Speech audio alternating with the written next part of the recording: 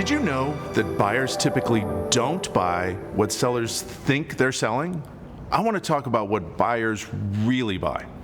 Most business owners think that they have to show buyers the past performance of the business. They believe that's where the value is. Sellers likely think this way because buyers have spent decades convincing sellers that the past is the key to value. In reality, nothing could be further from the truth.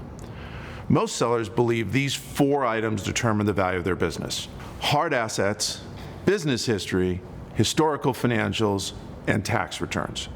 If a buyer can successfully convince you to sell your business for a value based on those 4 items, that buyer will have significantly underpaid you for your business.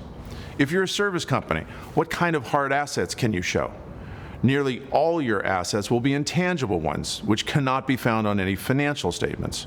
What if you're a manufacturer, a distributor? You may have some hard assets, but how does their value compare to your client list, or your employees, or your long-standing, hard-won reputation? Today's buyer is primarily interested in acquiring these intangible assets. So ignoring these intangible assets leads to much, much lower values. While your business history is certainly relevant, buyers are going to pay top dollar for a credible, documented future. If your company is to attract optimal buyers, you need to show them that in the right hands with the right resources, your business could be more valuable.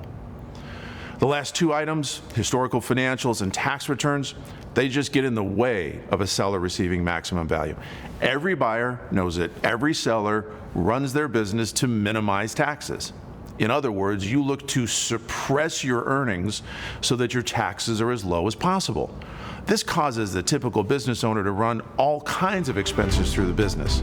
Expenses that an optimal buyer who wants to maximize profitability would not pass through the business.